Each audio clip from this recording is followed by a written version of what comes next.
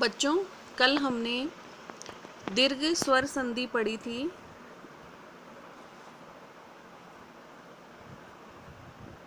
आज हम नंबर 2 गुण स्वर संधि पढ़ेंगे। गुण स्वर संधि का सूत्र है आद गुण है। इसका क्या सूत्र है? आद गुण है। किसका है? गुण संधि का।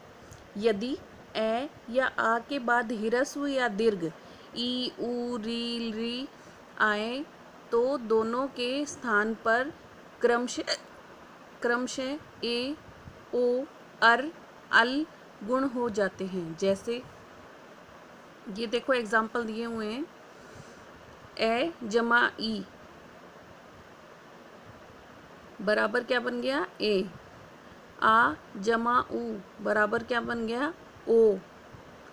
आ जमा ई बड़ी ई तो क्या बन गया? ए। ए जमा री बराबर अल। ए जमा ओ बराबर ओ। ये देख सकते हो आप। ए आ के साथ में भी ऊ आ रहा है तो भी ओ बन रहा है, ए के साथ में ऊ आ रहा है तो भी ए बन रहा है। और यहाँ पे ए के साथ में ई है तब दोनों को मिलकर ए बनेगा, और आ और बड़ी ई है तो भी ए ही बनेगा। ये गुण संधि में है। आ जमा ऊ बराबर ओ। आ जमा री अर। आ जमा ई बराबर ए। ए जमा ऊ बराबर ओ। ए जमा री बराबर अर। तो है इसमें हमारा, देखो आप, पहला, यदि ए या आ के बाद ई या ई आए तो दोनों के स्थान पर ए गुण हो जाता है। अगर ए या आ के बाद में ई या बड़ी ई आए तो दोनों के स्थान पर क्या हो जाएगा? दोनों को मिलाकर ए हो जाएगा। जैसे एग्जाम्पल दिया हुआ है, ये कल वाले ही हैं जो मैंने आपको कल बताए थे। उप प्लस इंद्र है तो यहाँ पे उप के लास्ट में क्या आएगा? ए, और इंद्र का ई। ए और ई बन के क्या बन गया? ए। उपेंद्र है। गण जमा ईशय तो ए और बड़ी ई मिलकर क्या बन गए? ए। गणेश है। महा इंद्र, महा जमा इंद्र तो क्या बन गया? महेंद्र। रमा जमा ईश रमेश है। रमा उमा जमा ईश उमेश है। तो ये आपको समझ में आ गया होगा बच्चों। अब हम नेक्स्ट की साइड बढ़ते हैं। नंबर 2, यदि ए या आ के बाद में ऊ या ऊ आवे तो दोनों के स्थान पर ओ गुण हो जाता है।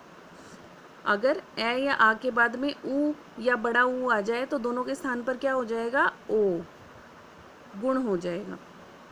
ये देखो एग्जाम्पल दिया हुआ है। सूर्य जमा उदय है तो क्या हो गया? सूर्य, ऊ, ए यहाँ का लास्ट और ऊ मिलकर क्या बन गए? ओ। सूर्यो, ओ की मात्रा लग गई है ये। सूर्योदय। हित जमा उपदेश है, हितोपदेश है। गंगा जमा उदकम है, उत्कम, गंगोत्कम। महा जमा उदय है, महोदय। फिर है हमारा नंबर 3, यदि ए या आ के स्थान पर, आ के बाद री आए तो दोनों के स्थान पर अर गुण हो जाता है। जैसे देव जमा ऋषि, इसमें क्या बताया? ए या री दोनों मिलकर क्या बनेंगे? अर। इसमें ए है और ये री है, दोनों मिलकर क्या बनेंगे? अर। तो देवर, अर हो गया ना, ए और ऊपर ये रे, देवर्षि। फिर है हमारा नेक्स्ट, महा जमा ऋषि महर्षि। अर हो गया ना, अर, ऊपर रे आ गया तो ये क्या हो गया? अर। फिर है यदि ए या आ के बाद में री आए तो दोनों के स्थान पर अल गुण हो जाता है। तो ये एग्जाम्पल देखो। तव जमा ऋकार है तो तव लकार है तो अल हो गया। ए और री क्या मिलके बन गए? अल। आधा लय है तो यहाँ पे भी देखो आधा लय आ जाएगा। माला जमा ऋकारे मालालकारे है। अब है हमारा तीसरा यण स्वर संधि। इसका सूत्र है बच्चों देखो इको यणची।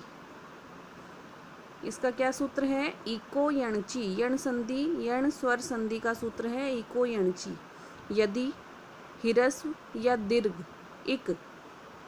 इक में कौन से आते हैं वर्ण देखो, स्वर आते हैं, सॉरी, ई उ री री के बाद में कोई असमान स्वर आए तो उनके स्थान पर य व रे ले यण हो जाता है।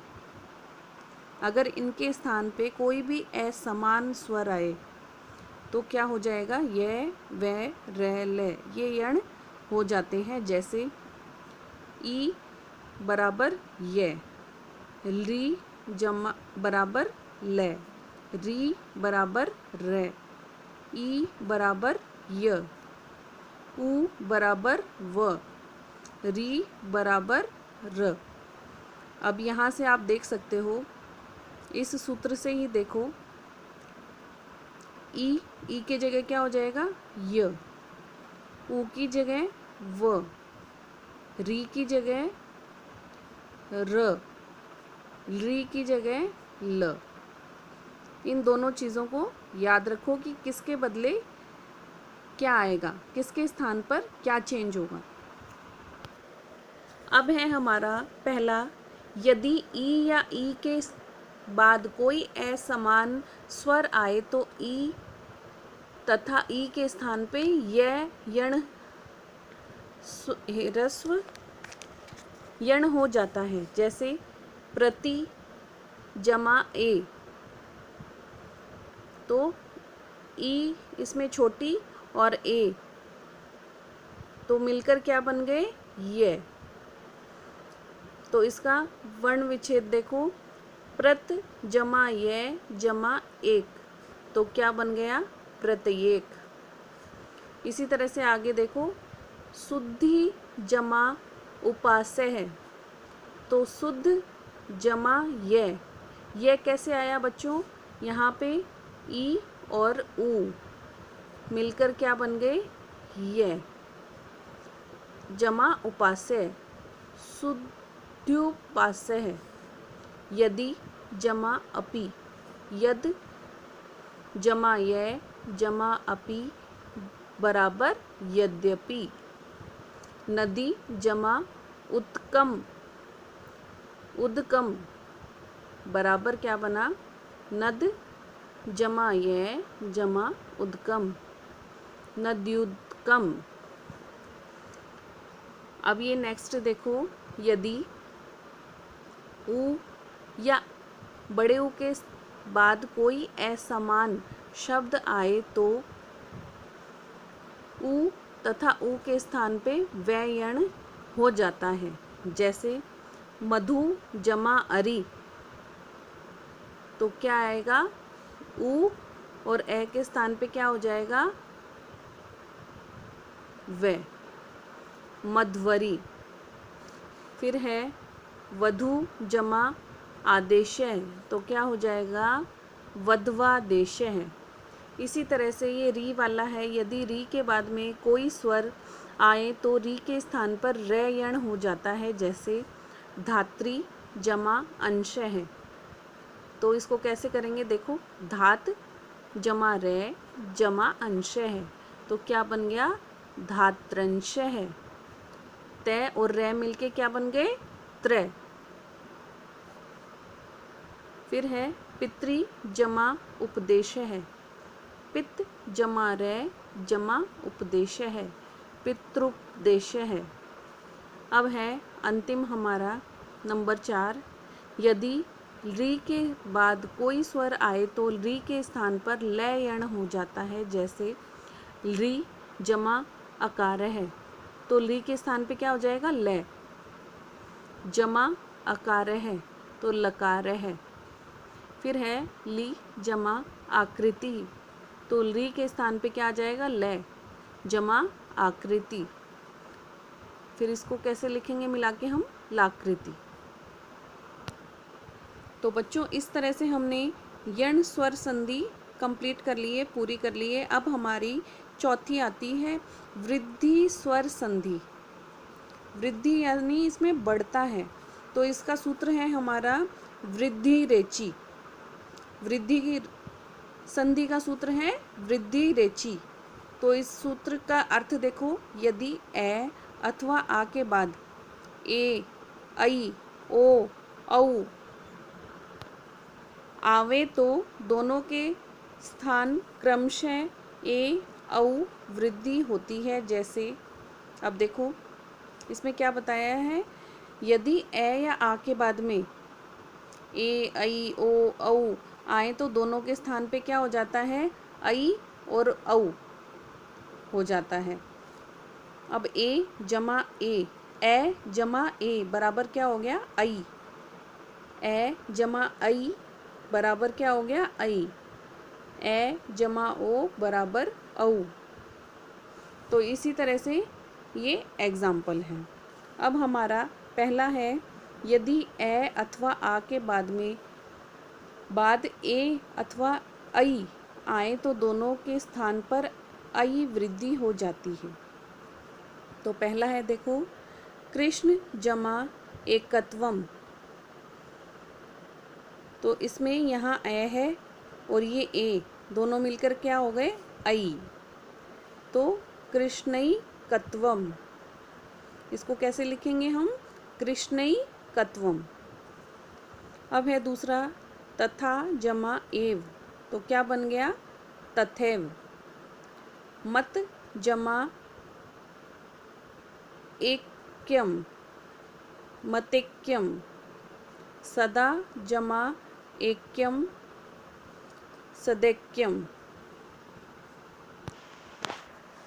अब है हमारा नंबर 2, ए अथवा आ के बाद ओ या औ आए तो दोनों के स्थान पर औ वृद्धि हो जाती है। अगर इन दोनों के स्थान पर ए या औ आते हैं तो कौन सी वृद्धि होती है, औ की।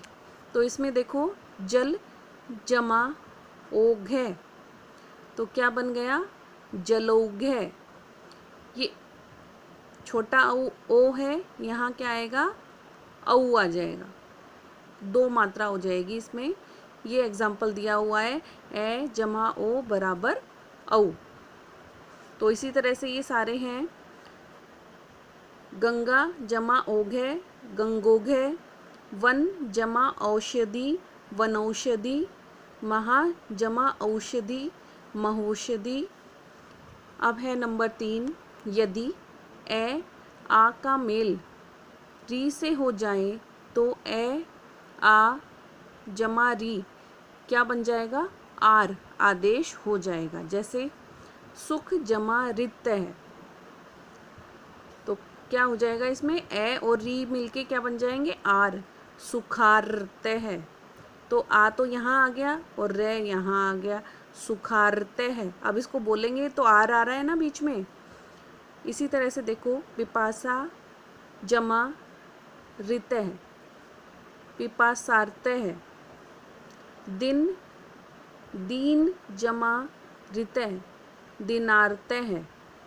तो बच्चों इस तरह से हमने हमारी गुण संधि कंप्लीट, वृद्धि संधि कंप्लीट कर ली है। अब हमारी 5वीं संधि है अयादी स्वर संधि। तो बच्चों देखो, अयादी संधि का सूत्र है हमारा, अयादी संधि का एचो अया वा याव है, एचो। तो हमारी 5वीं स्वर संधि है अयादी संधि। इसका सूत्र है एचो अया वाव है। यदि ए, ऐ, ओ, औ के बाद कोई भी स्वर आए तो उसके स्थान पर क्रमशः अय, आय, अव या आव हो जाता है। जैसे चे जमा अनम, तो क्या हो गया, चैनम। और इसका कैसे करेंगे, ये ए है और ये ए दोनों मिलकर क्या बन गए, अय। तो जय अय नम, तो ये ए और ए मिलके यह हो गया और नम ऐसे का ऐसे ही आ जाएगा। फिर है ने जमा अनम नयनम, गई जमा अकह, तो इसमें देखो आई जमा ए बराबर क्या मिल गया, क्या बन गया, आए, तो गायक है। नई जमा एक है, नायक है, ये देख सकते हो आप इसमें। पौ जमा इत्र है, पवित्र है। पो जमा अन है, पवन है। पौ जमा अक है, पावक है। भौ जमा अक है, भावक है। औ जमा ए बराबर क्या बनता है, आव। अब देखो हरे जमा ए, हरये, तो ए और ए मिलके क्या बनता है, अय, तो हरे। शे जमा अनम शयनम, अय आ गया ना, बोलने में अय आ रहा है ना। शई जमा अके शायक है। मई जमा इके है, माइके है। नौ जमा इके है, नाविके हैं। इस तरह से ये एग्जाम्पल हो गए बच्चों। अब हमारी आती है व्यंजन संधि। ये हमारी 5 स्वर संधि के भेद हो गए, स्वर संधि अलग अलग हो गई। अब है हमारी व्यंजन संधि। व्यंजन संधि के अनेक भेद होते हैं, परंतु यहाँ पाठ्यक्रम की दृष्टि से प्रमुख भेदों का उदाहरण उल्लेख किया जा रहा है। यहाँ क्या बता रखा है कि व्यंजन संधि के अनेक भेद होते हैं, बहुत सारे भेद होते हैं, पर पाठ्यक्रम के अनुसार कुछ ही प्रमुख जो भेद हैं, जो स्पेशल भेद हैं, उनके बारे में ही बताया गया है। तो पहला है अनुस्वार संधि। यदि शब्द के अंत में मैं आए तो उसके बाद कोई व्यंजन आए तो मैं का अनुस्वार हो जाता है, लेकिन स्वर आने पर उसमें मिल जाता है। इसमें क्या बता रखा है, यदि किसी शब्द के अंत पे मैं, आधा मैं आ जाए और उसके बाद में कोई व्यंजन आए तो, अगर उसके बाद में कोई व्यंजन आता है आधा मैं के बाद में, जैसे कोई व्यंजन कहाँ से बताए थे मैंने, कैसे लेके है तक, इसके बाद में कोई भी व्यंजन आ जाता है XYZ, तो उसकी जगह क्या हो जाएगा, अनुस्वार लग जाएगा, अनुस्वार लग जाएगा। और लेकिन स्वर के बाद, लेकिन स्वर आने पर वह उसमें मिल जाएगा। अगर यहाँ जैसे अगर व्यंजन आने पर वो अनुस्वार हो जाएगा, अगर व्यंजन की जगह स्वर आ रहा है तो वह उसमें ही मिल जाएगा। जैसे यहाँ पे उदाहरण दिए हुए हैं, सत्यम जमा वद, सत्यम और वद, तो सत्यम के बाद में क्या है, ये व्यंजन है। आधे मैं के बाद में क्या बताया था, व्यंजन आए तो ऊपर अनुस्वार हो जाती है, ऊपर बिंदी लग जाती है, तो इसमें आप देख सकते हो। अब इसी तरह से देखो, शिक्षकम जमा प्रणमति, तो इसके बाद में भी व्यंजन है, तो इसमें भी हमारा अनुस्वार लग गया है कै पर।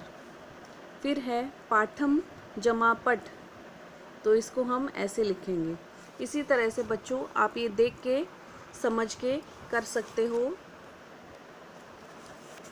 अब इसके बाद में आती है हमारी दूसरी जशत्व संधि। इस संधि के 2 भाग हैं। जसत्व संधि के कितने भाग हैं, 2। प्रथम भाग पद के अंत में तथा द्वितीय भाग पद के मध्य में होने वाली जशत्व संधि है। तो प्रथम भाग कौन सा है, देखो, यदि वर्गों के प्रथम अक्षर, वर्गों के प्रथम अक्षर, जैसे जैसे वर्ग बांट रखे हैं, कै वर्ग, चै वर्ग, टै वर्ग, यानी वर्ग मीन्स कै की लाइन जो होती है उसको कै वर्ग बोलते हैं। च की जो लाइन होती है उसको कहते हैं च वर्ग, ट की लाइन को ट वर्ग। तो ये जो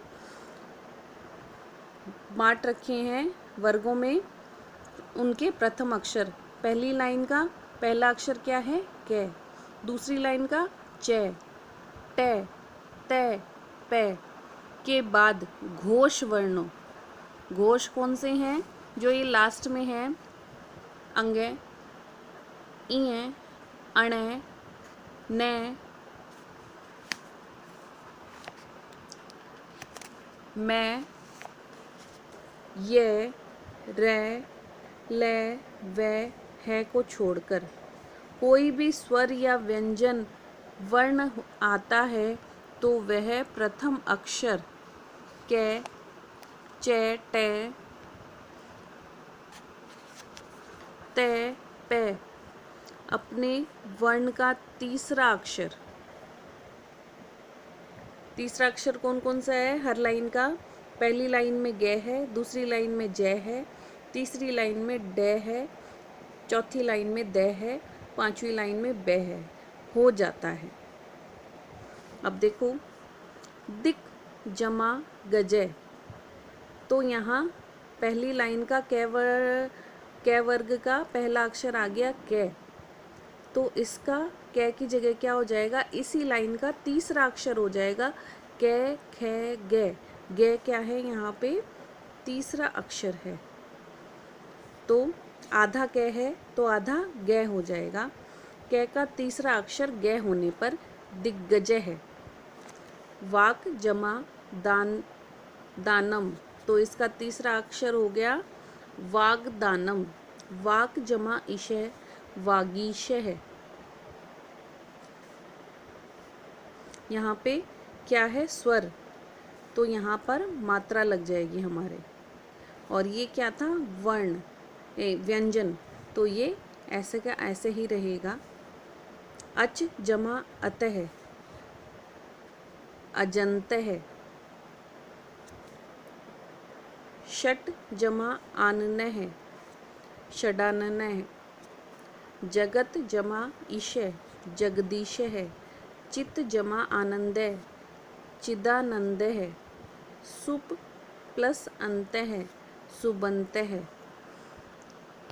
तो इस तरह से बच्चों हमने इसका प्रथम भाग कर लिया है। अब हम द्वितीय भाग करेंगे, दूसरा भाग करेंगे। हमारा द्वितीय भाग है, यदि पद के मध्य में किसी भी वर्ग के चौथे व्यंजन वर्ण के ठीक बाद किसी वर्ग का चौथा वर्ण होता है तो वह पूर्व वाला चौथा व्यंजन वर्ण अपने ही वर्ग का तीसरा व्यंजन वर्ण हो जाता है। जैसे अब ये उदाहरण देख सकते हो, लभ जमा घ, तो भय का तीसरा वर्ण क्या होगा ब होने पर लब्ध। फिर है दुग जमा धम, तो घ का तीसरा वर्ण होगा ग दुग्धम। बुद्ध जमा धी, तो ध का तीसरा वर्ण होगा द बुद्धि। फिर है शुभ जमा घ, भय का तीसरा वर्ण होगा बै शुभ है।